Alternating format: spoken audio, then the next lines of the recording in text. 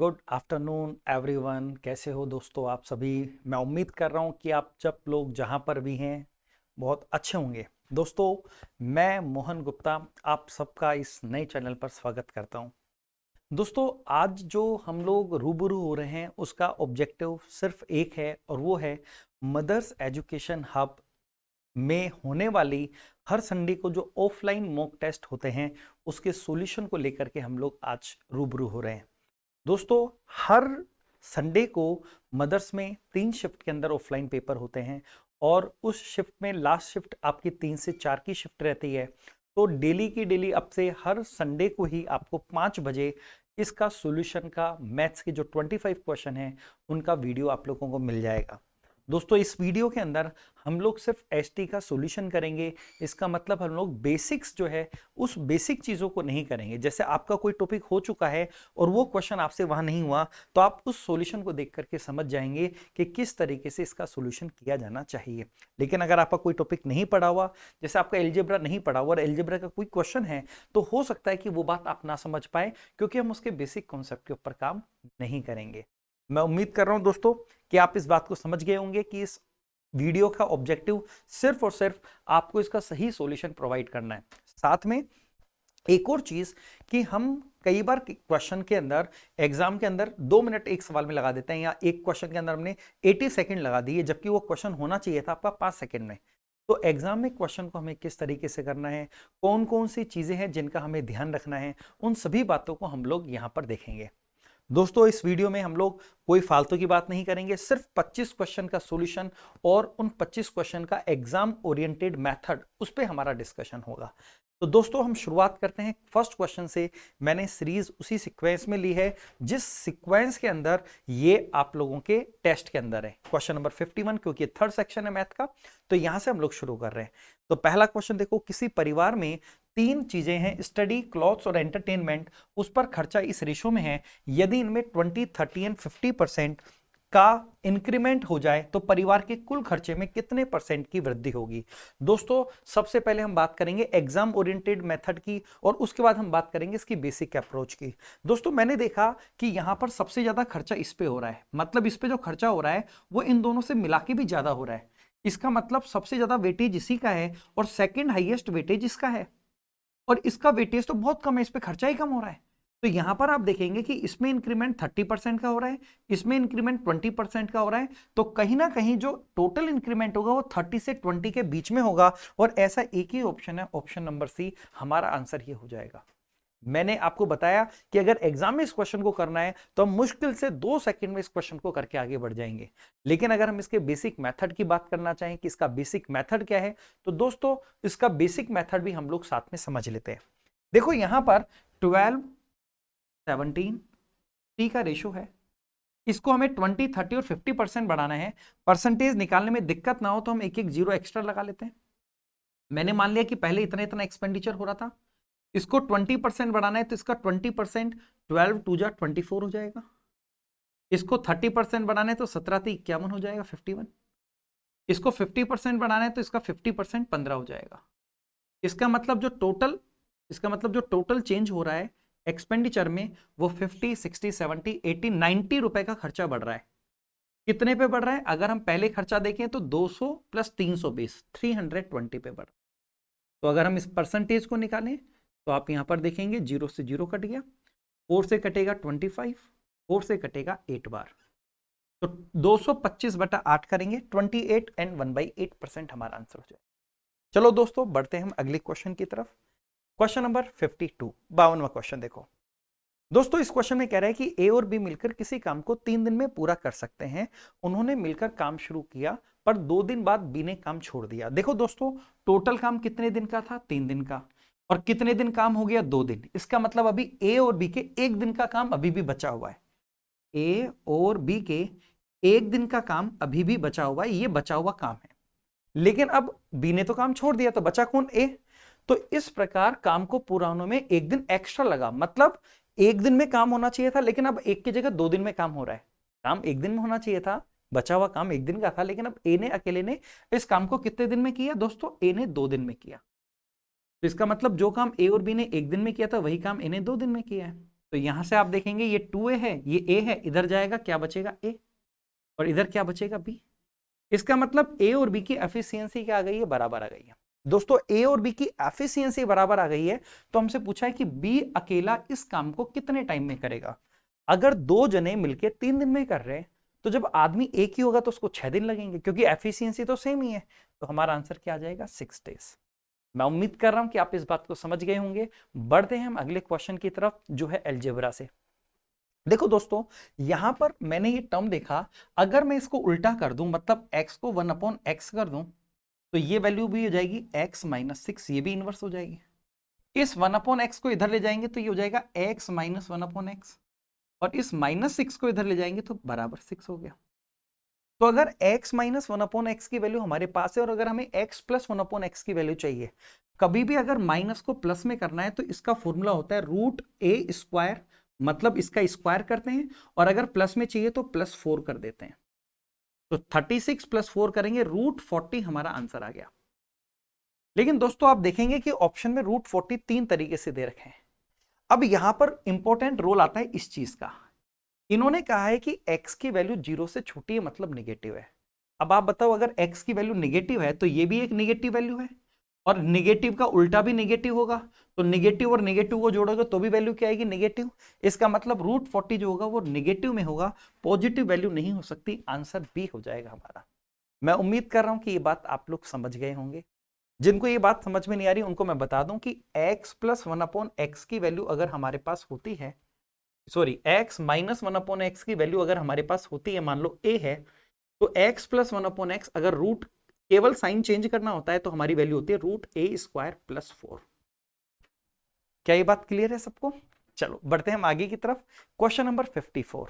दोस्तों, एक dinner set का मूल्य इतना मार्क प्राइस किया गया है, और एक कस्टमर ने इसके लिए इतने रुपए पे किए हैं। यदि कस्टमर को 2 सक्सेसिव डिस्काउंट मिला करके ये इतने रुपए उसने पे किए हैं, तो यदि पहली रेट 15% है तो दूसरी रेट क्या होगी? दोस्तों 1500 पे पहले 15% डिस्काउंट देंगे। 1500 का 15%, 1% 15 हो गया, तो 15% 225 हो गया। अगर 225 का डिस्काउंट देता हूं तो ये बचेगा 1275 का। लेकिन कस्टमर ने 1275 की जगह कितने रुपए दिए, 1173 रुपए दिए। इसका मतलब कितने रुपए और कम कर दिए, 102 रुपए। तो ये 102 रुपए क्या है, ये सेकंड डिस्काउंट है। एक डिस्काउंट देने के बाद 1500 पे 15% का डिस्काउंट दिया, तो इतना इतना बचा 1275। 1500 का 15% कितना हो जाएगा, 225। तो इतने रुपए बचे 225 करने के बाद, लेकिन कस्टमर ने इतने ही पे किए। इसका मतलब अभी 102 रुपए का डिस्काउंट और देना है, और ये 102 रुपए का डिस्काउंट कितने पे दिए, 1275 पे। तो आपको देखना है कि 102 जो है वो 1275 का कितना प्रतिशत है। तो आप देखेंगे 25 से कटेगा 4 बार, 25 से कटेगा 51 बार, 51 से कटेगा 2 बार, और 2 × 4 करेंगे 8%। दोस्तों सक्सेसिव डिस्काउंट के बारे में छोटी सी बात मैं आपको समझा दूं, अगर आप नहीं समझ पाए, कि कोई 1500 रुपए की चीज है, कस्टमर को पहले 15% का डिस्काउंट मिला, तो 15% का डिस्काउंट हो गया 225 का, मतलब बचा 1275। अब इस पे ही एक और डिस्काउंट मिल रहा है, और कस्टमर इसके लिए 1173 रुपए ही पे कर रहा है। तो आप ये कहेंगे ना कि सर 102 का डिस्काउंट मिला है, कितने पे मिला है, 1275 पे। तो वही हमने निकाला है 102 1275 का कितना परसेंट है, 8%। मैं उम्मीद कर रहा हूं कि आप इस बात को समझ गए हैं। चलो बढ़ते हैं हम आगे की तरफ। देखो, ये सिंप्लीफिकेशन का एक पैटर्न है जिसके ऊपर एग्जाम में फ्रिक्वेंटली क्वेश्चन पूछे जाते हैं दोस्तों।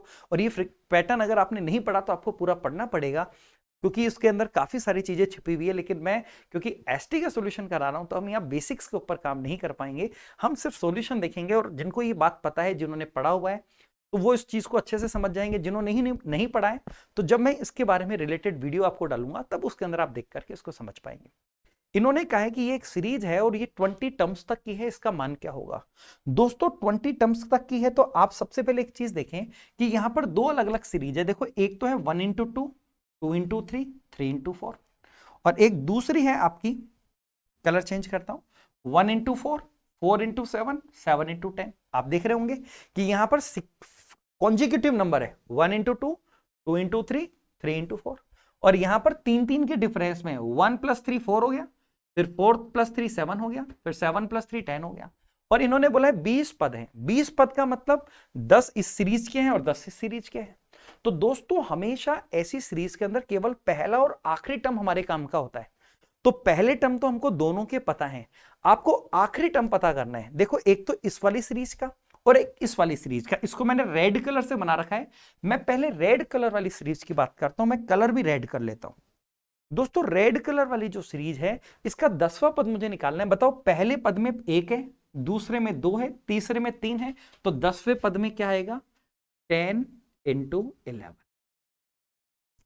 अब मैं बात करता हूं इस ब्लू कलर वाले की। अगर मैं इस ब्लू कलर वाले की बात करूं दोस्तों, तो इसका देखो पहला पद 1 है, दूसरा टर्म 4 है, मतलब 3 बढ़ गया।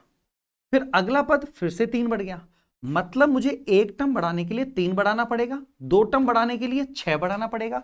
तो दोस्तों मुझे तो इसके बाद 9 पद और चाहिए, तो 9 3 27 बढ़ाना पड़ेगा, 27 इंक्रीज करना पड़ेगा। तो अगर मैं 1 पे 27 इंक्रीज करूंगा तो 28, मतलब 28 इंटू, और दोस्तों कितने कितने का डिफरेंस है? 3 3 का डिफरेंस है, शायद वो दिख नहीं रहा मेरे ख्याल में, तो मैं इसको यहां पर ले आता हूं, थोड़ा सा इधर कर लेता हूं। पहले तो था रेड वाला, रेड वाला हो गया 1 10 इंटू 11। और अब हम बात करते हैं ब्लू कलर वाले की। तो ब्लू कलर वाले में मैंने बताया था हर एक में 3 का डिफरेंस है, तो 9 पद बढ़ाने तो 27 बढ़ाने पड़ेंगे, तो 1 के बाद 27 और बढ़ाएंगे तो 28 128। और कितने कितने का डिफरेंस है? 3 3 का, तो दोस्तों 3 बढ़ा देंगे 1। देखो सबसे पहले मैं रेड सीरीज का अगर करूं, तो दोस्तों रेड कलर की सीरीज के अंदर हमेशा हमारे काम का होता है पहला ये और आखिरी ये। इसकी वैल्यू जो होती है वो होती है 1/1 माइनस 1/11। क्यों होती है अभी मैं आपको थोड़ा सा वीडियो में देखेंगे कितना टाइम बचता है। अगर टाइम रहता है तो मैं आपको थोड़ा सा इसका बेसिक भी बता दूंगा इस क्वेश्चन का, ठीक है।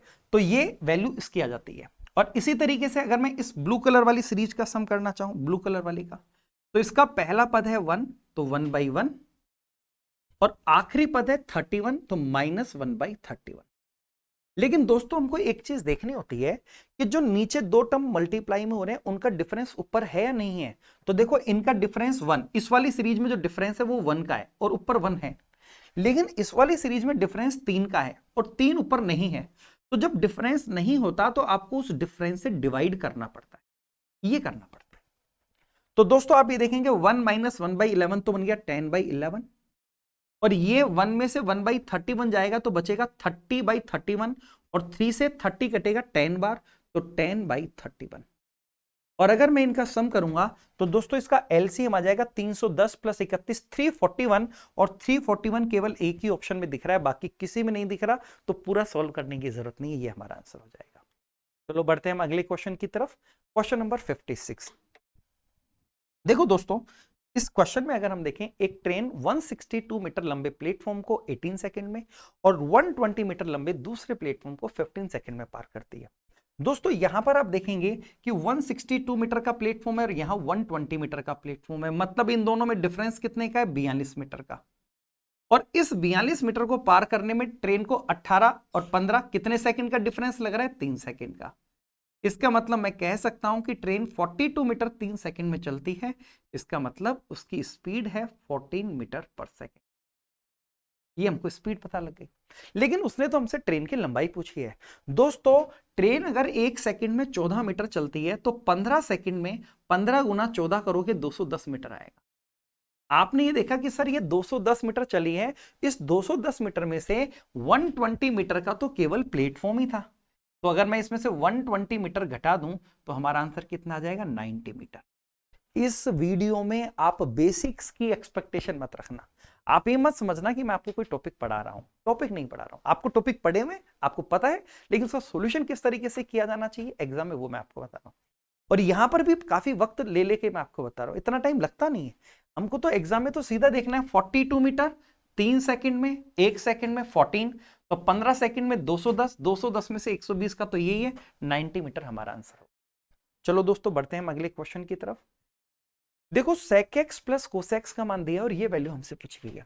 देखो दोस्तों मैं आपको जो पढ़ा रहा हूं उसमें 2 चीजें मिक्सअप है, मेरे 10 साल का टीचिंग एक्सपीरियंस और मेरा सिलेक्शन। मैं खुद एसएससी सीजीएल जिस एग्जाम की आप लोग तैयारी कर रहे हैं उसमें मैं खुद इंस्पेक्टर हूं, एनआईए में इंस्पेक्टर पोस्ट पर सिलेक्टेड हूं। तो यहां पर जो मैं आपको अप्रोच बता रहा हूं वो एग्जाम ओरिएंटेड बता रहा हूं कि किस तरीके से आपको एग्जाम में क्वेश्चन को क्रैक करना चाहिए। और मैं टीचिंग एक्सपीरियंस 10 साल का जो टीचिंग एक्सपीरियंस है वो क्या काम में आएगा आपके, वो काम में आएगा कि किस तरीके से स्टूडेंट जो है वो टाइम लैप्स करता है, कहां पर चीजों को अपने टाइम को खराब कर रहा होता है, उन चीजों को मैं आपको बचाऊंगा। यहां पर हमने देखा sec x और cos x, और हमने देखा कि यहां cos स्क्वायर है लेकिन यहां tan स्क्वायर है। तो आप समझ गए होंगे इसको देखते ही जिन्होंने ट्रिग्नोमेट्री पढ़ी है कि सर sec की आइडेंटिटी होती है जिसमें हम tan में बदल सकते हैं। मतलब अगर मैं इसका स्क्वायर करूं, अगर इसका स्क्वायर करूंगा दोस्तों, तो इसके a प्लस बी का स्क्वायर क्या होता है, a square plus b square plus 2ab। ab मतलब sec इंटू कोस क्या हो जाएगा 1, लिखने की जरूरत नहीं है। और इधर 3 का स्क्वायर क्या हो जाएगा 9। दोस्तों sec स्क्वायर एक्स को हम क्या लिख सकते हैं 1 प्लस tan स्क्वायर एक्स। बस इसी आइडेंटिटी की मैं बात कर रहा था, क्योंकि मुझे tan स्क्वायर चाहिए था और साथ में कोस स्क्वायर तो वैसे ही बैठा हुआ है। तो आप मुझे बताओ 2 इधर जाएगा क्या बचेगा 7। मुझे केवल इसकी वैल्यू पूछी गई है, इसकी। तो मुझे बताओ 7 में से 1 इधर चला जाएगा क्या बचेगा 6। ये हमारा आंसर हो गया। चलो बढ़ते हैं हम अगले क्वेश्चन की तरफ। 58, एक बेलनाकार लट्ठे से जिसकी हाइट उसके डायमीटर के बराबर है एक संभावित मैक्सिमम गोला काटा जाता है, तो ओरिजिनल बेलन का कितना अंश काटकर अलग किया गया है। दोस्तों ये है एक सिलिंड्रिकल बर्तन। देखो, मान लो इसकी रेडियस जो है वो r है, तो इसने कहा है कि इसकी हाइट इसकी डायमीटर के बराबर है। क्या इसका व्यास जो होगा डायमीटर होगा वो डबल हो जाएगा 2r। आप कहेंगे सर बिल्कुल हो जाएगा। इन्होंने कहा कि इससे काट करके हमने एक मैक्सिमम गोला अलग किया है। दोस्तों जो मैक्सिमम गोला इससे कटेगा, क्या वो इसी तरीके का कटेगा, क्या बिल्कुल कटेगा। अगर मैं यहां पर बात करूं कि इस गोले की रेडियस अगर r है, तो आप देखेंगे कि ये भी r है और ये भी r है, ये r और r 2r, और हमारे पास सिलेंडर की हाइट भी 2r ही है, कोई दिक्कत वाली बात नहीं। तो इसने पूछा है कि इस सिलेंडर से जो हमने ये गोला निकाला है वो कितना हिस्सा है। तो दोस्तों इन दोनों के वॉल्यूम का रेशो निकाल लेते हैं। सिलेंडर का वॉल्यूम क्या होता है पाई r स्क्वायर h मतलब सिलेंडर की हाइट जो है 2r। और अगर मैं गोले का वॉल्यूम निकालूं तो गोले का वॉल्यूम क्या होता है, इसको मैं थोड़ा इधर ले आता हूं, उधर स्पेस कम पड़ेगा आपको दिखेगा नहीं। पाई r स्क्वायर h हो गया 2r। और गोले का वॉल्यूम क्या होता है 4/3 पाई r क्यूब, क्योंकि दोनों की रेडियस सेम है इसलिए मैंने r लिखा है। अब यहां इसको सिंप्लीफाई कर लेते हैं। आप देखेंगे पाई से पाई कट गया, r क्यूब से r क्यूब कट गया, 2 से कट गया 2 बार, और ये 3 इधर आ जाएगा तो 3:2। इसका मतलब ये हुआ कि 3 वॉल्यूम के सिलेंडर में से हमने 2 वॉल्यूम का गोला हटा दिया। उसने हमसे यही पूछा है कितना हिस्सा हटाया, तो 2 हटाया 3 में से 2/3। ऑप्शन नंबर डी हमारा आंसर हो जाए। मैं उम्मीद कर रहा हूं कि आप इस बात को समझ गए हैं। चलो बढ़ते हैं हम अगले क्वेश्चन की तरफ। Question number 15। दोस्तों ट्राइंगल एबीसी में शीर्ष ए से बीसी पर एक मीडियन और लंब का पाद डी और ई है, तो डीई की लंबाई हमसे पूछी गई है। देखो दोस्तों अगर हम यहां पर बात करें, मैं क्योंकि इसमें थोड़ा सा स्पेस चाहिए होगा तो हम यहां पर इसको अगली स्लाइड में बना लेते हैं, यहां पर बना लेते हैं। क्वेश्चन पढ़ते हैं ट्राइंगल एबीसी में। तो पहले हम एक ट्राइंगल बना लेते हैं। ये हमने ट्राइंगल बनाया, ये हमने ट्राइंगल बनाया। इस ट्राइंगल एबीसी में ए से बीसी पर मीडियन, ये ट्राइंगल एबीसी नाम दे देते हैं इसको, ए बी सी। ए से हमने एक मीडियन खींची है, ये मीडियन खींच दी, और ए से एक लंब खींचा है, एल्टीट्यूड खींचा है हमने, तो यहां से हमने एक एल्टीट्यूड खींच दिया, ये 90 डिग्री का एंगल ये दे दिया। ठीक है, इनके डी और ई है, तो डीई की लंबाई बताओ। ये वाली लंबाई हमको पता करनी है, ये जो लंबाई है डीई ये हमको पता करनी। और आप ऑप्शन देखेंगे तो option A B B C और सी ए मतलब साइड के फॉर्म में दिए गए। तो करते हैं हम दोस्तों इस क्वेश्चन को। देखो यहां पर हम एक चीज देखते हैं कि अगर उसने ये मीडियन बोला है, अगर ये मीडियन बोला है इसका मतलब ये मिड पॉइंट है, ये बीसी का मिड पॉइंट है, इसका मतलब ये बीसी का आधा हो गया, BC/2 हो गया ये, और ये भी बीसी का आधा हो गया, BC/2 हो गया यहां तक। अब दोस्तों मैं आपसे एक बात पूछता हूं कि एक राइट एंगल अगर ये है तो ये भी राइट एंगल हो गया, तो इस राइट एंगल में और इस वाले राइट एंगल में क्या ये साइड दोनों में कॉमन आ रही है क्या? तो आप कहेंगे बिल्कुल आ रही है सर। तो मैं एक काम करता हूं, आपसे पूछता हूं कि बताओ ए ई स्क्वायर बराबर क्या होगा? ए ई स्क्वायर बराबर क्या होगा इस वाले ट्राइंगल से? तो आप कहेंगे सर ए C square minus E C square ये होगा। और इसी तरीके से अगर मैं आपसे पूछूं कि बताओ इस वाले ट्राइंगल में ए ई स्क्वायर बराबर क्या होगा? तो ए ई स्क्वायर बराबर क्या होगा? तो आप कहेंगे कि सर ए ई स्क्वायर बराबर क्या होगा? A B square minus BE square minus BE. ठीक है दोस्तों, अब आप मुझे बताओ, हमें ए बी और ए सी तो चाहिए। हमारा जो क्वेश्चन है वो है कि डीई का मान क्या होगा, और ए बी बी सी और सी ए के फॉर्म में चाहिए। तो हम एक काम करते हैं, जो टर्म हमको नहीं चाहिए ना उनको हम दूसरी तरफ ले जाते हैं। जैसे बीई स्क्वायर को मैं इधर लेके चला गया तो ये बन गया BE square minus E C square, और इस ए सी स्क्वायर को मैं उधर ले गया तो ये बन गया A B square minus A C square. देखो ये तो हमको चाहिए, ये हमको नहीं चाहिए, ये दोनों हमको नहीं चाहिए। तो इसको कैसे हटाएं? आप मुझे बताओ, क्या बी से लेके ई जो है बीई, इसको मैं ये BC बाई 2 प्लस डीई नहीं लिख सकता क्या? यहां तक तो BC बाई 2 हो गया और यहां तक डीई हो गया, मतलब मैं इसको लिख सकता हूं BC बाई 2 प्लस डीई का स्क्वायर। और इसी तरीके से EC की अगर हम बात करें तो दोस्तों EC को मैं BC बाई 2 ये पूरे में से DE घटा दूं, नहीं लिख सकता क्या? बिल्कुल लिख सकता हूं। तो मैं इसको लिख रहा हूं BC बाई 2 माइनस DE का स्क्वायर। दोस्तों आप देखेंगे कि ये बन गया A प्लस बी का square minus A minus B का स्क्वायर, जो होता है 4AB, मतलब 4A मतलब हो गया BC बाई 2 और B मतलब हो गया DE। और ये वैल्यू किसके बराबर थी? ए बी स्क्वायर माइनस ए सी। आप देखेंगे कि 2 से ये कट गया 2 बार, तो मुझे डीई का मान चाहिए था। तो डीई बराबर क्या आ जाएगा? A B square minus A C square upon 2BC बचा तो 2BC। A B square minus A C square upon 2BC, ये हमारी वैल्यू आ गई है। A B square minus A C square upon 2BC, option number A ही हो गया, ये हमारी वैल्यू आ गई। दोस्तों क्योंकि ये क्वेश्चन एक रिजल्ट है, इसको रिजल्ट के फॉर्म में भी याद कर लेना चाहिए। प्रीवियस ईयर में भी इस पे सवाल पूछे गए हैं। जब हमारे पास एक मीडियन हो, और हमारे पास एक एल्टीट्यूड हो, तो दोस्तों हमेशा इनके बीच की डिस्टेंस, इसको रिजल्ट के फॉर्म में याद रखना, इनके बीच की डिस्टेंस इन दोनों साइड की स्क्वायर के डिफरेंस में इस साइड के डबल का भाग देके निकालते हैं। यह सवाल एग्जाम में जब पूछा जाएगा तो हो सकता है कि इस फॉर्म में ना पूछे, बल्कि वो आपको इन तीनों साइड की वैल्यू दे दे। हो सकता है वो आपको बोल दे ये 6 है, ये 7 है और ये 8 है, अब बताओ क्या होगी। तो दोस्तों आपको क्या करना है, 6 और 7 के स्क्वायर के डिफरेंस में इस 8 का डबल का डिवाइड कर देना है। ये एक रिजल्ट है, मैं आपको समझाता हूं एग्जाम्पल से। यहां पर हम बात करते हैं, एक एग्जाम्पल लेते हैं और आपको बता दूं, चलो जल्दी से बता देता हूं। मान लो एक क्वेश्चन आ जाए जिसके अंदर आपको कहे कि ये 6 है, ये 8 है और ये 7 है। अब आपको कहे कि यहां से एक एल्टीट्यूड खींचा गया है और यहां से एक मीडियन खींची गई है, बताओ इनके बीच की जो ये डिस्टेंस है, इनके बीच की जो ये ब्लैक कलर वाली डिस्टेंस है, बताओ क्या होगी। तो आपको सीधा रिजल्ट याद रखना है कि इन दोनों के स्क्वायर का डिफरेंस, 8 का स्क्वायर हो गया 64 माइनस 6 का स्क्वायर हो गया 36, इसमें डिवाइड कर देंगे इसके डबल को 14 को, ये हमारा आंसर। ये रिजल्ट के फॉर्म में आपको याद रखना है। यहां पर हमने पूरा प्रूव किया इसलिए इतना वक्त लगा। अब दोस्तों इस क्वेश्चन को करने की मैं आपको एक अप्रोच और बताता हूं, वो मैं यहीं पर बता देता हूं। देखो इस अप्रोच से कैसे हम क्वेश्चन को करेंगे, मैं आपको एक अप्रोच और सिखाता हूं, वैल्यू पुटिंग। क्योंकि हम बात कर रहे हैं एसटी की, हम बेसिक की बात नहीं कर रहे कि एग्जाम में हम इस सवाल को कैसे करेंगे।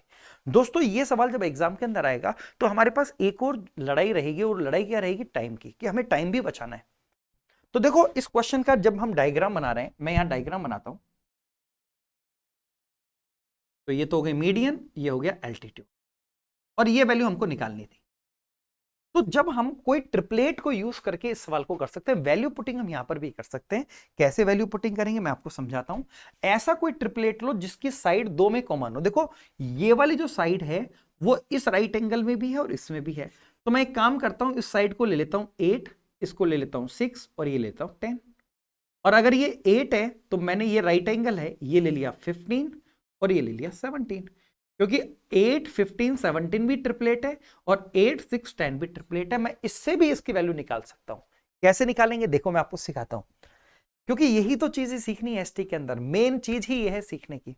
देखो दोस्तों, अगर मैं यहां पर बात करूं कि ये मैंने साइड 15 ली है, ये साइड मैंने 6 ली है, और अगर ये मीडियन है, ये मिड पॉइंट है, तो दोस्तों ये टोटल हो गया 21, ये हो गया 21।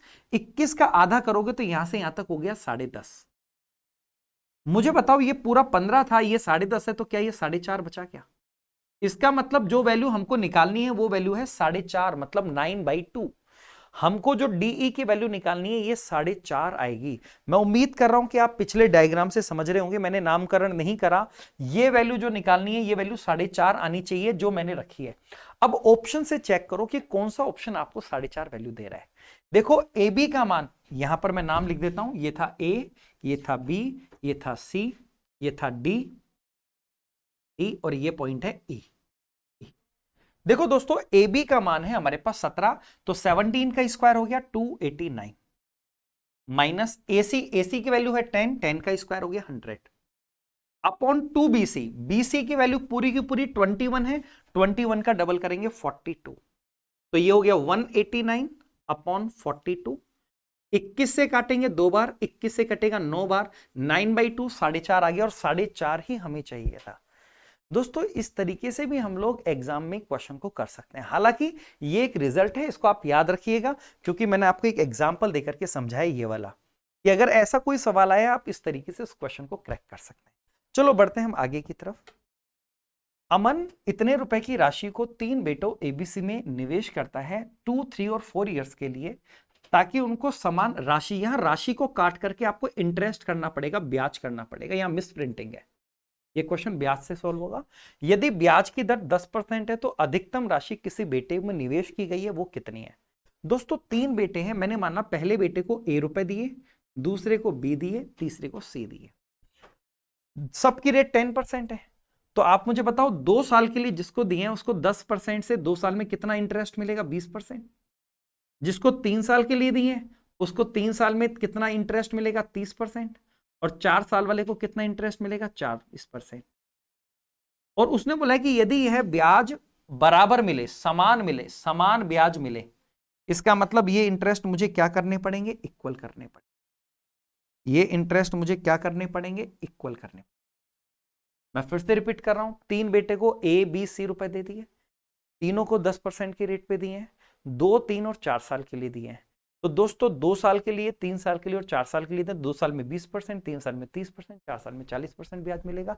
और ये ब्याज बराबर है तो बराबर कर दिया। आप देखेंगे 0 0 0 कट गया, तो ए बी सी का रेशो निकलेगा। ए का रेशो निकालेंगे 4 3 12। बी का रेशो कैसे निकालते हैं? 2 को 4 से मल्टीप्लाई करेंगे 8। सी का रेशो कैसे निकालेंगे? इसको छोड़ के 3 को 2 से मल्टीप्लाई करेंगे 6। और ये रेशो क्या आ गया? 6:4:3। इसका मतलब जो पैसा दिया है वो 6:4:3 में दिया है। उन्होंने पूछा है मैक्सिमम राशि बताओ, तो मैक्सिमम तो 6 दिए। कितने में से? टोटल है 13। इसका मतलब मैक्सिमम हमने 6 रुपए दिए हैं, कितने में से? 13 में से दिए हैं, मतलब 6/13 पैसा दिया है। कितने में से? टोटल राशि थी 15860। तो आपको देखना है 15860 का 6/13 कितना है। 13 से इसे काटेंगे, 13 से एक बार कटा, 13 दूना 26, 2 0, मल्टीप्लाई करेंगे 0 2 3 6 और 1 7, सॉरी 7320। ऑप्शन नंबर बी हमारा आंसर हो गया। 6 दूनी 12, 12 और 1 13, 6 का 7320, ऑप्शन नंबर बी हमारा आंसर। आसान सवाल था ये, तो कोई दिक्कत वाली बात नहीं। Question number 61। 11 खिलाड़ियों की एक टीम की कैप्टन की एज 25 ईयर्स है। कैप्टन की एज दी है 25। विकेट कीपर कैप्टन से 3 साल बड़ा है। इसका मतलब विकेट कीपर 3 साल बड़ा, मतलब 28 का हो गया। जब इन दोनों की एज को हटा दिया जाए, मतलब इन दोनों की मिला के एज कितनी है? 53। जब हम 53 ईयर्स को हटा दें तो शेष खिलाड़ी, शेष कितने बचे? 11 में से 2 गए तो 9 खिलाड़ी, 9 लोगों की एवरेज एज पूरी टीम की एवरेज एज से 1 साल कम हो जाती है। आप बताओ 9 लोगों की उम्र 1-1 साल कम हो गई, इसका मतलब 9 साल कम, 9 साल ज्यादा ही ले गए हमारे। तो पूरी टीम की औसत आयु क्या है दोस्तों? 9 साल अगर कम कर दें तो ये हो गया 44। 44 अगर 2 लोगों की उम्र है तो औसत कितने का हो गया? 22 साल। ऑप्शन नंबर बी हमारा आंसर। दोनों की उम्र 53 थी, इसने बोला कि जैसे ही इन दोनों को हटाया तो 9 लोगों की उम्र 1-1 साल कम हो गई। 1-1 साल कम होने का मतलब 9 साल कम हो गई। क्यों कम हो गई? क्योंकि ये 9 साल एक्स्ट्रा ले गए। तो अगर मैं 9 साल हटा दूं इनमें से तो 44 ईयर्स एवरेज एज होनी चाहिए 2 लोगों की, तो औसत कितने का आ गया? 22 का। मैं बेसिक अप्रोच यहां डिस्कस नहीं कर रहा हूं, बेसिक से आप कर सकते हैं इस क्वेश्चन को। बेसिक से कैसे करेंगे? मान लो कि 11 खिलाड़ियों की एवरेज एज एक्स है और अब 2 खिलाड़ियों को हटा दिया तो कितने बचे? 9 लोग। 9 लोगों की एवरेज एज कितनी हो गई? X minus 1। तो 11 लोगों का एवरेज अगर एक्स है तो टोटल कितना हो गया? 11x। और 9 लोगों का एवरेज अगर इतने का है तो टोटल कितना हो गया? 9x minus. अब आप बताओ 11 लोगों की उम्र में से आपने कितनों को हटाया था? 53 साल को हटाया था। अगर मैं इसमें से 53 हटा दूं तो ये 9 लोगों की उम्र के बराबर आ जाना चाहिए। तो आप देखेंगे 11x में से 9x इधर आएगा तो बचेगा 2x, और ये 53 प्लस हो जाएगा और माइनस करेंगे तो 44। तो 2x की वैल्यू 44 आ गई तो x की वैल्यू क्या आ गई? 22।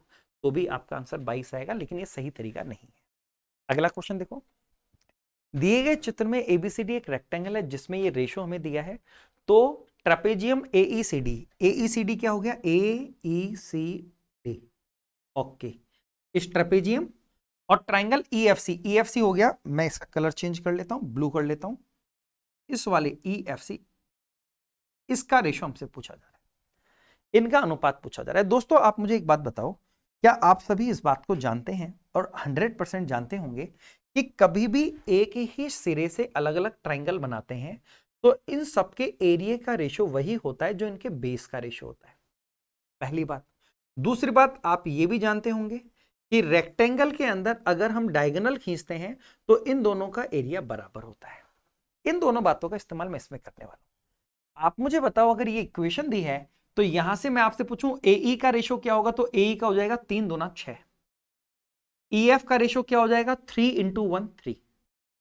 और एफ बी का रेशो क्या हो जाएगा? 2 इंटू 1 2।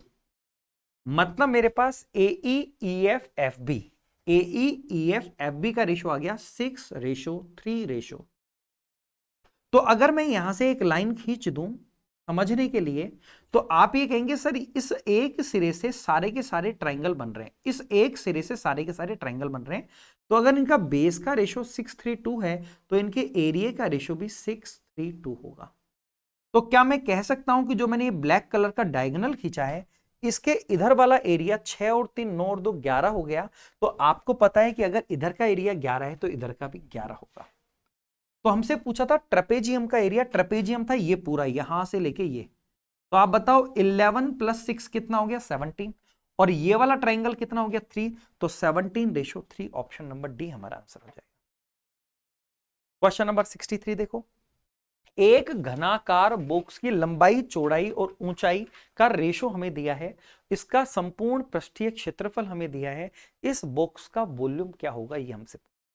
दोस्तों ये रेशो अगर हमें दिया है तो क्या हम इसको 7x 5x और 3x मान सकते हैं क्या? आप कहेंगे सर बिल्कुल मान लो।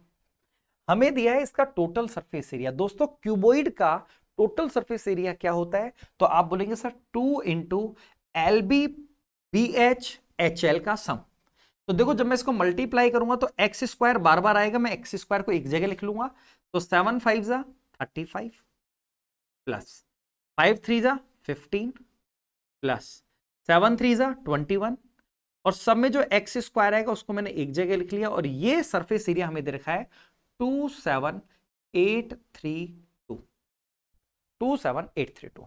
दोस्तों इसको सिंप्लीफाई कर लेते हैं। देखो ये 2 से कट रहा है, मेरे ख्याल में बिल्कुल कट रहा है, 13 9 तो 16, और इनका सम हो गया 50 71। 71 एक्स स्क्वायर की वैल्यू ये आ गई। अब देखो इसको मल्टीप्लाई करना है तो कैसे कैलकुलेशन करेंगे, क्योंकि एग्जाम में भी सवाल इस तरीके से आएगा। देखो दोस्तों मैंने यहां पर मोटा मोटा देखा कि इसका 100 गुना होगा 7100 और 200 गुना होगा 14200, 14200 इसका 200 गुना होगा। लेकिन ये इससे कितना कम है? 200 प्लस 84, 284 कम है। आप बताओ 284 इसका कितने गुना है? 4 गुना। इसका मतलब ये हुआ कि ये इसका 200 गुना नहीं है बल्कि 4 कम है, 196 टाइम्स है। तो मैं इसको इससे काट दूंगा 196 बार। किस तरीके से कैलकुलेशन करी मैं फिर से रिपीट कर रहा हूं। 71 का 100 टाइम्स होता है 7100, डबल करा मैंने 14200, लेकिन मैंने देखा कि इन दोनों में डिफरेंस 284 का रह गया, मतलब 4 गुने का डिफरेंस रह गया। ये 200 गुना नहीं है बल्कि 4 कम 196 है। तो दोस्तों अगर एक्स स्क्वायर की वैल्यू 196 आ गई तो बताओ एक्स की वैल्यू कितनी हो जाएगी? 14। एक्स की वैल्यू हमारे पास कितनी आ गई है? 14। ये तो एक्स्ट्रा कैलकुलेशन थी तो मैंने की है। x की वैल्यू हमारे पास कितनी आ गई? 14। हमसे पूछा है इसका वॉल्यूम क्या होगा? वॉल्यूम होता है L into B into H. तो अगर मैं इनको मल्टीप्लाई कर दूं तो मेरे पास इसका वॉल्यूम निकल के आ जाएगा। दोस्तों x की वैल्यू कितनी है? 14। तो x x x 3 बार मल्टीप्लाई हो रहा है तो यहां पर हम 14 का एक साथ क्यूब कर देंगे जो होता है 2744। और यहां पर 7 5 35 और 35 3 105। अच्छा, इसको भी मल्टीप्लाई जब करेंगे ना तो देखो कैसे मल्टीप्लाई करेंगे। 100 से तो अलग मल्टीप्लाई कर दो, तो 100 से करोगे तो ये आ जाएगा। और 5 से अलग मल्टीप्लाई कर दो, जब मैं 5 से मल्टीप्लाई करूंगा तो ये कितना आ जाएगा? मतलब आधा कर दो इसका। देखो 5 से मल्टीप्लाई करते वक्त भी क्या करो, जब मैं इसको 10 से मल्टीप्लाई करूंगा तो एक जीरो आएगा, और 5 से मल्टीप्लाई करूंगा तो इसका आधा होगा। तो इसका आधा क्या हो गया? 13 7 2 0। और अगर मैं इनको जोड़ दूं 0 2 1 8 8 2 288120, ऑप्शन नंबर सी। मैं फिर से रिपीट कर रहा हूं कि जो मैंने ये कैलकुलेशन की है दोस्तों, इसको 105 से मल्टीप्लाई किया है तो 100 से तो अलग मल्टीप्लाई कर दिया, 100 से मल्टीप्लाई करेंगे तो ये आएगा। और 5 से मल्टीप्लाई करना था ना, मैंने 5 से नहीं किया, मैंने पहले इसको 10 से किया। तो 10 से मल्टीप्लाई करूंगा तो ये जीरो आ जाएगा। और 5 से करना था मतलब इसका आधा करना है, तो मैंने इसका आधा करके जोड़ दिया इसके अंदर। देखो इसका आधा किया और जोड़ दिया, तो ये हमारा आंसर। क्योंकि मैंने यहां पर एक चीज देखी थी कि इसके यूनिट डिजिट 2 डिजिट 3 डिजिट तक भी सेम नहीं आ रहे थे। अगर ये अलग अलग होते ना यहां पर तो फिर हम इतना कुछ करते नहीं, लेकिन इन्होंने 2 2 2 सब में दे दिया, इसलिए मुझे पूरी कैलकुलेशन करनी पड़ी। चलो बढ़ते हैं हम अगले क्वेश्चन की तरफ, क्योंकि वीडियो काफी लंबा बन जाएगा। फिर अभी ऑलरेडी 37 मिनट के आसपास हो चुके हैं और मैं चाह रहा हूं कि वीडियो जो है वो बहुत ज्यादा लंबा ना बने। तो हम बढ़ते हैं अगले क्वेश्चन की तरफ। निम्नलिखित कथनों पर विचार कीजिए, कंसिडर द फॉलोइंग स्टेटमेंट। और हमसे पूछा है कि निम्न में से क्या सही। देखो हमें ये दिया गया है और हमसे पूछा जा रहा है कि मान क्या है। दोस्तों आप मुझे एक बात बताओ, पहला दिया है कि यदि ये बराबर 4 है then theta is equal to 60 degree. तो चेक कर लेते हैं कि क्या 60 डिग्री इसको सेटिस्फाई कर रहा है। आप मुझे बताओ कोस 60 का मान क्या होता है? 1/2। साइन 60 का मान क्या होता है? √3/2 प्लस कोस 60 का मान क्या होता है? 1/2 अपॉन 1 प्लस साइन 60 का मान क्या होता है? √3/2। आपको चेक करना है कि ये वैल्यू क्या 4 के बराबर आ रही है या नहीं आ रही। दोस्तों यहां पर एलसीएम क्या आएगा? 2, और यहां पर भी एलसीएम 2 है, 2 से 2 कट जाएगा। तो यहां नीचे बचेगा 2 माइनस √3, और 2 माइनस √3 नीचे से ऊपर जाएगा, क्या बन जाएगा? 2 प्लस √3, 2 प्लस √3। इसी तरीके से दोस्तों यहां पर आएगा 2 प्लस √3, 2 से तो 2 कट गया, तो ये बनेगा 2 प्लस √3, और 2 प्लस √3 नीचे से ऊपर जाएगा, क्या बनेगा? 2 माइनस √3। तो आप देखेंगे √3 से √3 कट गया, 4 आ गया, मतलब ये तो सही है, ये वाली बात तो सही है। सेकंड स्टेटमेंट कह रहा है कि यदि ये बराबर 5 कोसेक थीटा है, इफ थीटा बराबर 60। फिर से उसने बिल्कुल फर्जी चीज कर दी, उसने आपको एंगल ही दे दिया। तो दोस्तों एंगल रख के चेक कर लेते हैं।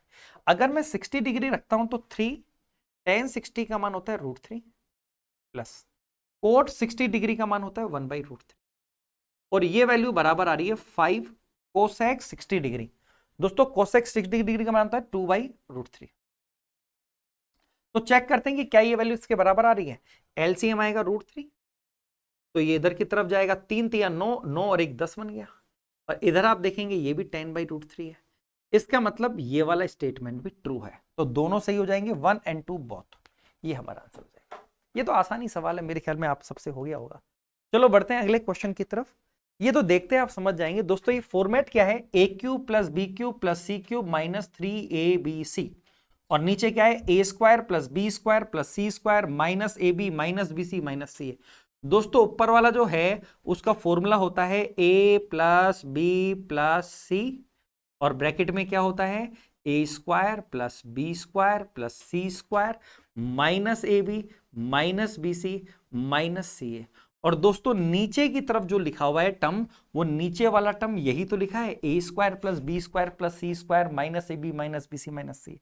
दोस्तों ये टर्म इससे कट जाएगा और हमारा आंसर आएगा ए प्लस बी प्लस सी। ए मतलब 4.7 प्लस 3.8 प्लस 1.5। अगर मैं इन तीनों का टोटल करूं तो आप देखेंगे 0.3 को, देखो टोटल करते वक्त भी समझदारी, 0.3 अगर इधर शिफ्ट करूंगा तो 5 हो जाएगा, और ये 3.5 और 1.5 ये भी 5 हो जाएगा, 5 और 5 10 हमारा आंसर। चलो बढ़ते हैं अगले क्वेश्चन की तरफ। Question number 66। कोई धन सिंपल इंटरेस्ट की रेट से 2 साल में इतना और 5.5 साल में इतना हो जाता है, तो रेट बताओ। दोस्तों आप मुझे बताओ, 2 साल और 5.5 साल में 3.5 साल का अंतर है, मतलब 7/2 ईयर्स का डिफरेंस है। और ब्याज में कितने का अंतर आ गया दोस्तों? 2100 रुपए का। इसका मतलब मैं कह सकता हूं कि 3.5 साल का जो इंटरेस्ट है वही 2100 है।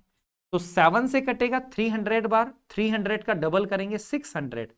मुझे पता लग गया कि 1 साल का ब्याज जो है वो 600 रुपए है। दोस्तों 2 साल में जब 4000 हुए थे तो इसमें 2 साल का ब्याज ब्याज ही 1200 रुपए हो गया। अगर 1 साल का इंटरेस्ट 600 है तो 2 इयर्स का इंटरेस्ट कितना हो गया? 1200। तो अगर मैं इसमें से 1200 इंटरेस्ट के हटा दूं, इसमें से 1200 हटा दूं, तो दोस्तों प्रिंसिपल अमाउंट कितना बच जाएगा? 2800 रुपए। प्रिंसिपल कितना हो गया? 2800। हमसे पूछा गया रेट ऑफ इंटरेस्ट बताओ, तो हमको पता है कि 1 साल में 600 का ब्याज मिल रहा है, 2800 पे गुना 100, तो 2 जीरो से 2 जीरो कटेगी, 2 से 3 बार, 2 से 14 बार। हम जानते हैं कि 1/14 का मतलब होता है 7 एंड 1/7, और उसका 3 गुना करना है तो 21 से 3/7%। या फिर आप 300 में 14 का भाग दे लेना, बात वही है, 2 से कट जाएगा, 150/7 यही आएगा। बढ़ते हैं हम अगले क्वेश्चन की तरफ। हमसे पूछा गया यदि x बराबर ये है तो इसका मान क्या होगा? देखो दोस्तों, जब भी अनंत पद की सीरीज होती है और प्लस का साइन होता है तो उसका फॉर्मूला होता है √4n+1, और अगर प्लस का साइन होता है तो +1/2। n का मतलब है जो नंबर यहां लिखा हुआ है, तो यहां नंबर क्या लिखा हुआ है? 4। अगर मैं n की जगह 4 रखता हूं तो 4 चौका 16 और 1 17, तो √17 + 1/2 ऑप्शन नंबर बी हमारा आंसर हो जाएगा। अगर मान लो इस सीरीज में माइनस का साइन होता तो दोस्तों यहां -1 हो जाएगा, बाकी सब कुछ सेम रहेगा। चलो बढ़ते हैं हम अगले क्वेश्चन की तरफ। इन्होंने बोला है कि n इज ग्रेटर देन 2, कोई नेचुरल नंबर है, नेचुरल नंबर है पर 2 से बड़ा है। 2 से बड़ा है मतलब n की वैल्यू 3 भी हो सकती है, n की वैल्यू 4 भी हो सकती है, n की वैल्यू 5 भी हो सकती है, ऐसा कुछ भी वैल्यू हो सकती है। तो पूछ रहा है कि बताओ ये प्रारूप को विभाजित करने वाला मैक्सिमम नेचुरल नंबर क्या है? वो मैक्सिमम नेचुरल नंबर कौन सा है जिससे कि मैं इसको हमेशा डिवाइड कर पाऊं? दोस्तों अगर मैं इसको देखूं तो इन दोनों में कॉमन आ रहा है n। कलर चेंज कर लेते हैं हम लोग, इसका कलर रेड ले लेते हैं। इनमें कॉमन आ रहा है n, तो यहां बचेगा n² -1 और n-2। या आप चाहें तो इसको और सॉल्व कर सकते हैं, ये हो गया n n+1 into n-1 n-2, ये मैंने लिख दिया। दोस्तों अब इन्होंने कहा है कि n की वैल्यू 2 से बड़ी है, मतलब 3 तो मिनिमम होनी चाहिए। तो अगर मैं n की वैल्यू 3 रखता हूं दोस्तों, तो ये हो गया 3, 3 और 1 कितना हो गया? 4, 3 - 1 कितना हो गया? 2, और 3 - 2 कितना हो गया? 1। अगर मैं n की वैल्यू 4 रखता हूं, 4 का मतलब सारी वैल्यू एक एक बढ़ जाएंगी, एक बढ़ाया मैंने तो ये हो जाएगा 4, ये हो जाएगा 5, ये हो जाएगा 3, ये हो जाएगा 2। अगर मैं n की वैल्यू 5 रखता हूं तो फिर एक बढ़ जाएगी, ये हो जाएगी 5, ये हो जाएगी 6, ये हो जाएगी 4, ये हो जाएगी 3। वो बोल रहे कि वो मैक्सिमम नंबर कौन सा है जिससे कि मैं इसको हमेशा डिवाइड कर पाऊं। तो दोस्तों आप देखेंगे 4 तिया 12 दूना 24, ये आया 24। और ये इसको अगर हम देखेंगे तो ये भी 4 तिया 12 दूना 24, 24 का ही मल्टीपल है 5 गुना। ये भी आप देखेंगे 24 का ही मल्टीपल है, मतलब ये सारे के सारे नंबर 24 के मल्टीपल हैं। मतलब 24 से तो मैं इनको डिवाइड कर ही सकता हूं हर हाल में। ऐसे क्वेश्चन में हमेशा हमें वैल्यू रख के चेक करनी पड़ती है, और जनरली पहला नंबर जो आता है ना वही हमारा आंसर होता है। तो 24 is the right answer. Question number 69 देखते हैं। एक टैंक को 4 पाइप एबीसीडी से खोला गया है, जिनमें से 2 पाइप टैंक को भरने के लिए हैं और 2 एम्प्टी करने के लिए हैं। वे सभी अलग अलग अपने काम को, मतलब कौन भर रहा है कौन खाली कर रहा है वो हमको नहीं दिया, जो भी काम वो कर रहे हैं वो कितने कितने टाइम में करते हैं, 10, 15, 20 एंड 30। जब टैंक खाली होता है तो इसे भरने में 12 घंटे का समय लगता है। अलग अलग तो इतना टाइम लग रहा है, लेकिन सबको मिला के कितने घंटे लग रहे हैं, 12। अगर मैं नाम दे दूं ए बी सी डी, तो ये 12 घंटे किसका टाइम है, ए बी सी डी चारों का। ऐसा क्वेश्चन में कहा है, ऐसा मैं नहीं कह रहा हूं, ऐसा क्वेश्चन कह रहा है। तो हमसे पूछा गया ज्ञात करो खाली करने वाली पाइप कौन कौन से, ए बी सी डी इन्होंने नाम हमें दे रखे हैं। तो देखो दोस्तों, हमारा पहला स्टेप होता है एलसीएम 60, डिवाइड करेंगे 6, डिवाइड करेंगे 4, डिवाइड करेंगे 3, डिवाइड करेंगे 2 और डिवाइड करेंगे 5। इसका मतलब ये तो हमें पता लग गया कि ये चारों के चारों मिलके 1 घंटे में 5 लीटर भरेंगे। भरेंगे, खाली तो नहीं करेंगे। तो आप मुझे एक बात बताओ, भरेंगे तो तब जब भरने वालों की कैपेसिटी ज्यादा और खाली करने वालों की कम हो। तो अगर मैं यहां पर एक अजम्पशन लेके देखूं कि ये दोनों भरने वाले हैं और ये खाली करने वाले हैं, तो आप देखेंगे ये दोनों भरेंगे 10 लीटर और ये खाली करेंगे 5 लीटर, इसका मतलब 5 आ जाएगा। इसका मतलब खाली करने वाले पाइप सच में सी और डी ही हैं। अब आप सोच सकते हैं कि सर आपने ऐसा क्यों सोचा। दोस्तों, अगर मैं मैक्सिमम वाले को भरने वाला ले रहा हूं तब जाके वो 5 भर रहे हैं। अगर मान लो ये 5 की जगह मैं जब मैक्सिमम भरने वाला लेता और ये नंबर ज्यादा आ जाता तो फिर मैं दूसरे पे शिफ्ट करता, लेकिन मैंने मैक्सिमम भरने वाले को लिया क्योंकि मुझे टंकी को भरना है।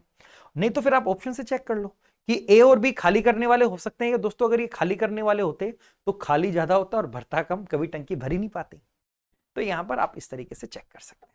बढ़ते हैं हम अगले क्वेश्चन की तरफ। क्वेश्चन नंबर 70, 24 सेंटीमीटर रेडियस वाले एक ठोस तांबे के गोले को 32 सेंटीमीटर लंबाई वाले एक बेलनाकार रोड में बदला जाता है। मतलब हमारे पास एक 24 रेडियस का एक ठोस गोला है, स्फेयर है, ये स्फेयर है जिसकी रेडियस दे रखी है 24, और इसको हमने क्या बदला है, एक बेलनाकार रोड में बदला है। ये बेलनाकार एक रोड ले ली हमने, इसमें हमने बदला है, जिसकी लंबाई हमको दे रखी है 32 सेंटीमीटर। तो हमसे पूछा गया है कि रोड के टोटल सरफेस एरिया का, मतलब इसका गोले के कुल पृष्ठीय क्षेत्रफल, इससे क्या अनुपात है। दोस्तों सबसे पहले मुझे बताओ, जब हम एक आकृति को दूसरी में बदलते हैं तो क्या बराबर होता है, वॉल्यूम। तो इसका वॉल्यूम क्या होगा, इसका वॉल्यूम होगा 4/3 पाई आर क्यूब, आर मतलब 24 का क्यूब। और सिलेंडर का वॉल्यूम क्या होता है, पाई आर स्क्वायर, आर मुझे नहीं पता तो मैंने आर स्क्वायर लिख दिया, और एच कितना दे रखा है 32। अब इसको सिंप्लीफाई करते हैं, पाई से कट गया पाई। देखो यहां पर अगर हम देखें तो 4 से कटेगा ये 8 बार, और आप देखेंगे ये 3 इधर जाएगा तो 8 तिया 24 बन जाएगा। इस 3 को मैं इधर भेज रहा हूं तो ये 8 तिया 24 बन गया, और 24 से ये 3 पावर अब कितनी रह जाएगी, 2। ये 3 इधर गया 24, एक 24 को हटा दिया, तो आर स्क्वायर की वैल्यू 24 का स्क्वायर आ गया। इसका मतलब रेडियस जो है सिलेंडर की वो भी 24 ही आ गई है। इसका मतलब इसकी रेडियस भी 24 है, इसकी रेडियस भी 24 है, मतलब मैं दोनों की रेडियस को सेम ले रहा हूं। तो हमसे पूछा है रोड के टोटल सरफेस एरिया। दोस्तों रोड का टोटल सरफेस एरिया क्या होता है, 2 पाई आर, आर कितना है 24, एच प्लस आर, एच कितना है 32 प्लस आर, आर कितना है 24। तो रोड के टोटल सरफेस एरिया का जो फॉर्मूला होता है 2 पाई आर एच प्लस आर, उसका गोले के टोटल सरफेस एरिया से जो फॉर्मूला होता है 4 पाई आर स्क्वायर, आर कितना है 24 का स्क्वायर। अब इसको सिंप्लीफाई कर लेते हैं और आंसर आ जाएगा।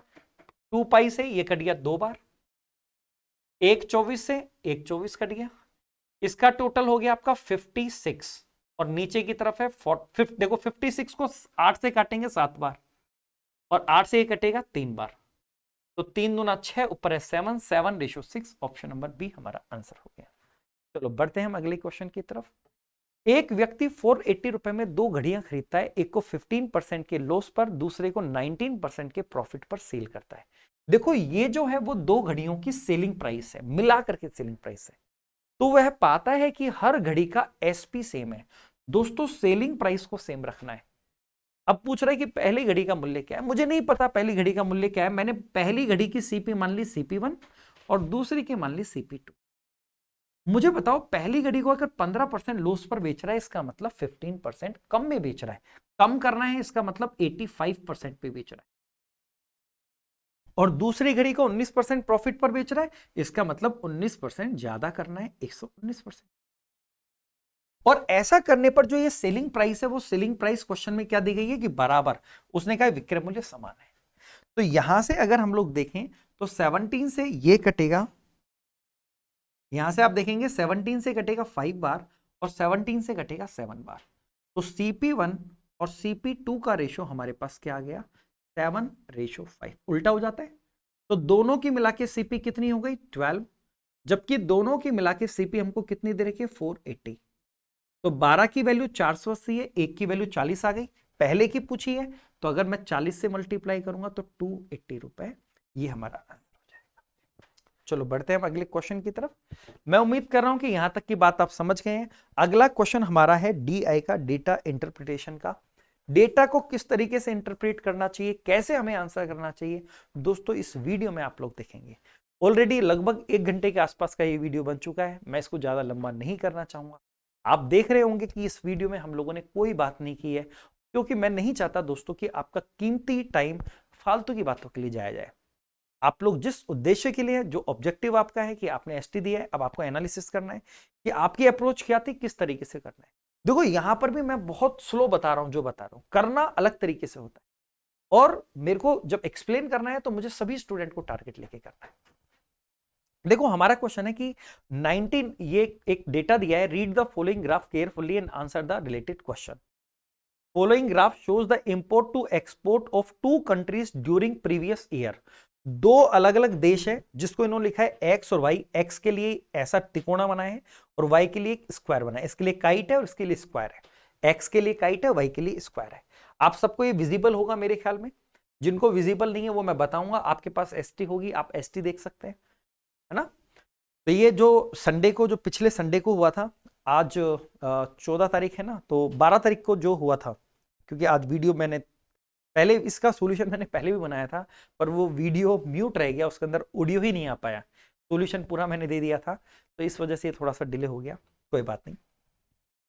तो देखो इन्होंने इंपोर्ट और एक्सपोर्ट का रेशो दिया है, इंपोर्ट टू एक्सपोर्ट। इस बात का ध्यान रखना, जो रेशो दिया है वो इंपोर्ट और एक्सपोर्ट का दिया है, रेशो है, वैल्यू नहीं है, रेशो है, इस बात को ध्यान रखना।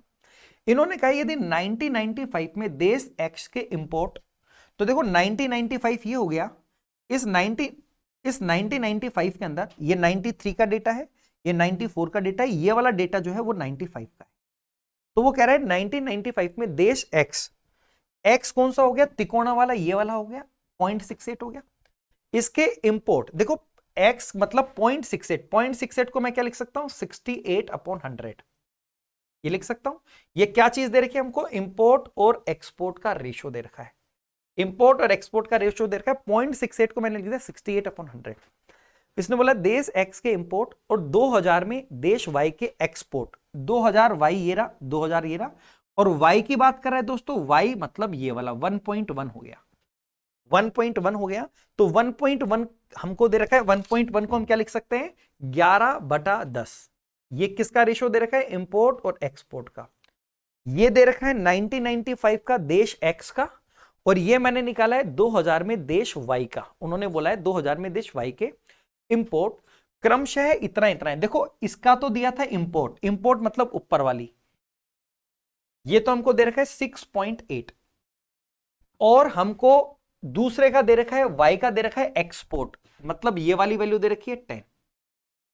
तो हमारा क्वेश्चन क्या है कि वर्ष 2000 में कंपनी वाई के इंपोर्ट, 2000 में वाई के इंपोर्ट, मैं कलर चेंज कर लेता हूं, 2000 में वाई का इंपोर्ट मतलब ये वाला, 1995 में देश एक्स के एक्सपोर्ट से, एक्सपोर्ट ये वाला हो गया, इस वैल्यू से कितना प्रतिशत अधिक है, मतलब ये वाली वैल्यू जो है वो इस वैल्यू से कितना परसेंट अधिक है। दोस्तों मुझे बताओ 68 की वैल्यू 6.8 है, मतलब पॉइंट लगाए तो क्या 100 की वैल्यू 10 नहीं हो जाएगी या पॉइंट लग जाएगा। और यहां पर 10 की वैल्यू 10 है, तो 11 की वैल्यू क्या हो गई, 11। तो वो आपसे ये पूछ रहा है कि 11 जो है वो 10 से कितना परसेंट ज्यादा है। दोस्तों कितना ज्यादा हुआ, 1 कितने पे, 10 पे, मतलब 10% हमारा। मैं फिर से रिपीट कर रहा हूं, 0.68 को मैंने लिखा है 68/100 और 1.1 को लिखा है 11/10। ये इंपोर्ट एक्सपोर्ट का रेशियो है दोनों ही जगह, हर जगह वही है। इन्होंने हमको इसका तो दे दिया है इंपोर्ट का डेटा और इसका दिया है एक्सपोर्ट का। तो दोस्तों अगर ये वैल्यू मेरे पास है तो ये निकल जाएगी और ये वैल्यू मेरे पास है तो ये निकल जाएगी। उन्होंने पूछा है कि बताओ ये इससे कितना परसेंट ज्यादा है, 10% ज्यादा। चलो बढ़ते हैं अगले क्वेश्चन की तरफ। निम्नलिखित में से कौन से वर्ष में देश एक्स के विषय में एक्सपोर्ट के मूल्य इंपोर्ट के मूल्य से अधिक थे। अब देखो ध्यान से सुनना, रेशो दिया है इंपोर्ट और एक्सपोर्ट का, ये रेशो दिया है। वो बोल रहा है कि एक्सपोर्ट जो है ये इंपोर्ट से कम था, इससे कम था, इससे अगर ये कम होगा तो वैल्यू 1 से ज्यादा आएगी। अगर मैं ज्यादा में कम का भाग दूंगा तो वैल्यू 1 से ज्यादा आएगी। तो आपको वो ऑप्शन ढूंढना है जो 1 से ज्यादा दे रहा है। देखो 1997 की अगर हम बात करें 1997 तो ये वैल्यू 1 से ज्यादा नहीं है, कम है। 2000 की अगर हम बात करें 2000 तो ये वैल्यू 1 से ज्यादा आ गई। तो यहां पर हमारा आंसर आ गया ऑप्शन नंबर बी, क्योंकि 2000 के अंदर ये वैल्यू 1.2 थी। बाकी मुझे चेक करने की जरूरत नहीं है क्योंकि इन्होंने कोई नन ऑफ दीज या ऑल ऐसा कुछ ऑप्शन नहीं दिया। तो 2000 आ गया, ये मेरा सवाल। आप इस बात को समझें, उसने कहा था कि एक्सपोर्ट का मूल्य इंपोर्ट से कम है, मतलब एक्सपोर्ट कम है, ये कम रखना है और ये ज्यादा रखना है। दोस्तों अगर ज्यादा में कम का भाग देंगे तो 1 से तो ज्यादा वैल्यू आएगी ना, बस वही ऑप्शन तलाशना था। Question number 74। 1997 में देश Y का एक्सपोर्ट इतना है तो देश X के लिए इसी वर्ष में आयात का मूल्य क्या होगा। दोस्तों X और Y का आपस में कोई कंपैरिजन ही नहीं हो सकता, क्योंकि हमें तो इंपोर्ट और एक्सपोर्ट का रेशियो एक एक कंट्री का दिया गया है। मैं Y से इंपोर्ट से, Y के एक्सपोर्ट से Y का इंपोर्ट निकाल सकता हूं, लेकिन X का थोड़ी ना निकाल सकता हूं। तो ये तो गलत है, कांट डिटरमाइन। ये रेशो आपको इंपोर्ट और एक्सपोर्ट का दिया है, तो अगर मेरे पास किसी देश का इंपोर्ट है तो मैं एक्सपोर्ट निकाल लूंगा, एक्सपोर्ट है तो इंपोर्ट निकाल लूंगा, पर मैं एक देश से दूसरे का कैसे निकाल सकता हूं, वो तो नहीं निकाल सकता।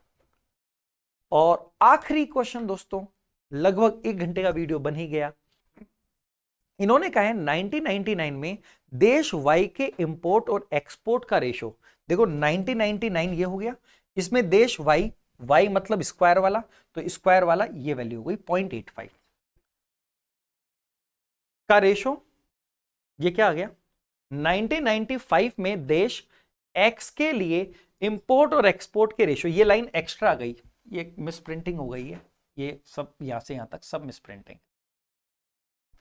यहां पर आ जाएगा 1995 में देश एक्स के लिए रेशो, 1995 में देश एक्स का रेशो हो गया 0.68 से कितने प्रतिशत अधिक है। मतलब वो पूछ रहा है कि भाई 0.85, मैं यहां लिख देता हूं, वो पूछ रहा है कि 0.85 जो है वो 0.68 से कितना परसेंट अधिक है।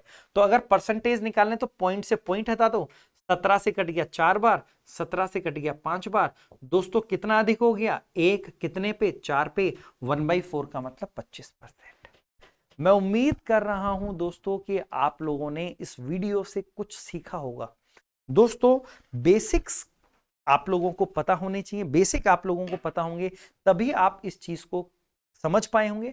जो टॉपिक आपका नहीं हुआ है उसको लेके आप परेशान ना हो, जो आपका हो गया है उसको हमने कैसे किया, डीआई के क्वेश्चन को कैसे रीड करते हैं, कैसे क्वेश्चन आते हैं। दोस्तों ये एग्जाम में आजकल बहुत ट्रेंड में चल रहा है, ऐसे रेशो दे देता है और स्टूडेंट परेशान हो जाता है। तो मैं उम्मीद कर रहा हूं कि आप लोगों को बड़ा अच्छा लगा होगा, आप लोगों ने इसमें कुछ सीखा होगा।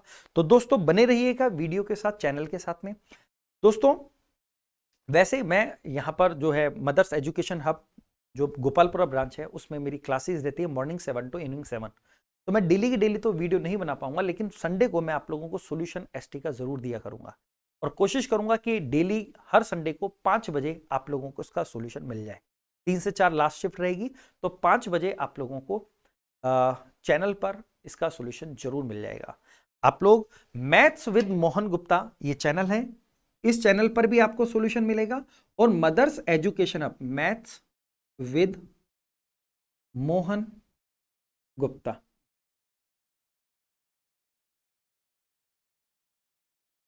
इस चैनल पर भी आपको सॉल्यूशन मिलेगा, और आपको मदर्स के चैनल पर भी सॉल्यूशन मिलेगा। आप कहीं से भी सॉल्यूशन देख सकते हैं।